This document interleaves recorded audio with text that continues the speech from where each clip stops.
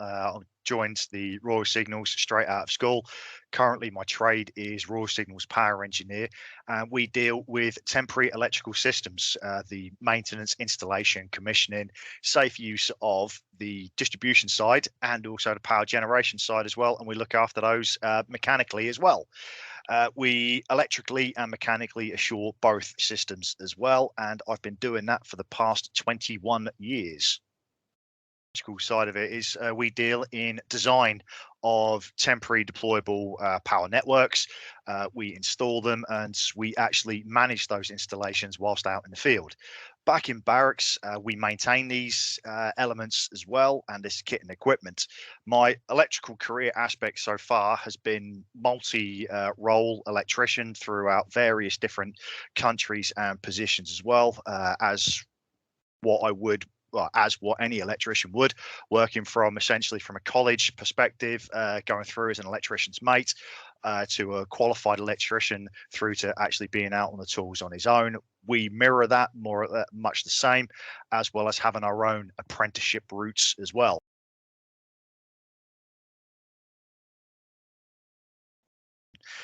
Whilst I do hold 239152, 2396, the design qualification, and also portable appliance testing qualification, what I don't have is a formalized industry recognized path that somebody can easily recognize. So that is what put me off, or put me to going down the City and Guilds 2346 experienced workers route, so I could formalize all of my experiences over the 20 years, multiple deployments, multi-role electrician, as I said earlier on. So then that when I do retire, and as such all soldiers and all people do retire eventually, when I sit on an interview, I can actually then hand over a set of documentation that will be easily recognized, and I won't have to sit there and spend the first 20 minutes of an interview actually explaining what I can actually do and what my skill sets are.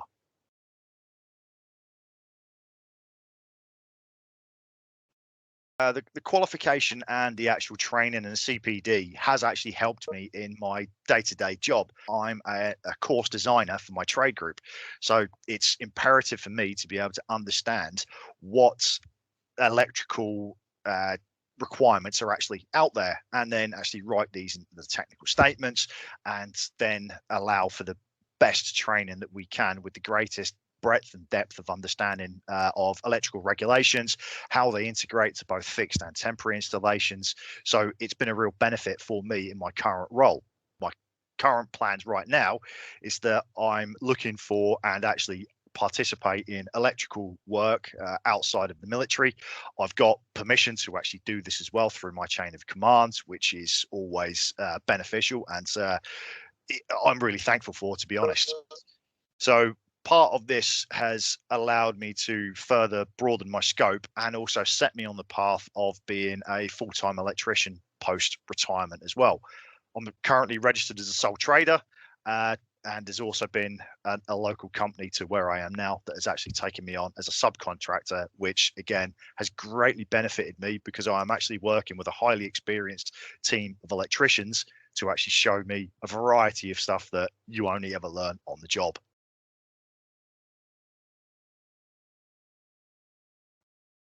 I'll break your question down into three parts. So the first part is guys that are in my position, still serving, and but also planning for their retirement. All I'd say is, or one of the biggest points is, get your research done and get your experience in early. Although I managed to actually complete this in 9 months, that's because I've got 20 years of experience, and also I got very lucky with a couple of other qualifications and also electricians that actually brought me on to actually help with house rewires, so I was able to learn on the tools as well. Be careful of rogue traders is another one as well, and also make sure that any course that you choose, read the small print. Absolutely read the small print and understand what they are saying, because there are too many short courses out there that say you can be an electrician, but when you look at it, it's you might be an electrician, or you're going to be at the bare minimum entry standards, thinking you've just spent a lot of money to get these qualifications, but it may not be as good as you think it is at the end of it as well. For guys looking to do a complete career change, still thinking in the service environment as well, of course, it can be done. I know some ex-infanteers that have jumped ship straight into electricians, and they have done remarkably well. But again, be warned, it will be an expensive and long slog through there if you do not have an electrical background mindset as well. Those that have got out of the army and or out of the MOD overall and wish to actually jump in, the advice is exactly the same. Read the small print, understand where you need to go, understand what you need to do. But the single biggest piece of advice that I could possibly give is get into the electrical trade.